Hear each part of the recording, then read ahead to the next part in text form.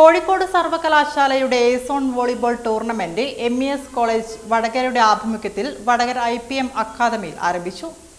MES സംസ്ഥാന committee അംഗവും college management committee സെക്രട്ടറിയുമായ വരയാലിൽ മൊയ്തു ഹാജി ടൂർണമെന്റ് ഉദ്ഘാടനം ചെയ്തു. സർവകലാശാലയുടെ കീഴിലുള്ള പ്രമുഖ കോളേജുകൾ തമ്മിലുള്ള വോളിബോൾ മത്സരങ്ങളുടെ ഔപചാരികമായ ഉദ്ഘാടനം MES സംസ്ഥാന കമ്മിറ്റി അംഗവും കോളേജ് മാനേജ്മെന്റ് കമ്മിറ്റി സെക്രട്ടറിയുമായ വരയാലിൽ മൊയ്തു ഹാജി നിർവഹിച്ചു.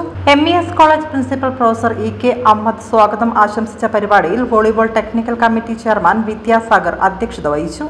TP Mustafa, NIS coach Sreejith, Manikkoth Raghavan, CV Vijayan, VK Preman, K Naseer തുടങ്ങിയവർ ആശംസകൾ അർപ്പിച്ച് സംസാരിച്ചു. ശ്രീജ LS നന്ദി പറഞ്ഞു. Doctor Abdul Gafoor memorial champions ട്രോഫിക്ക് വേണ്ടിയും ഫെഡറൽ ബാങ്ക് വില്യാപ്പള്ളി റണ്ണറപ്പ് ട്രോഫിക്ക് വേണ്ടിയുമുള്ള മത്സരങ്ങളാണ് ഒക്ടോബർ 27, 28, 29 തീയതികളിൽ നടക്കുന്നത്.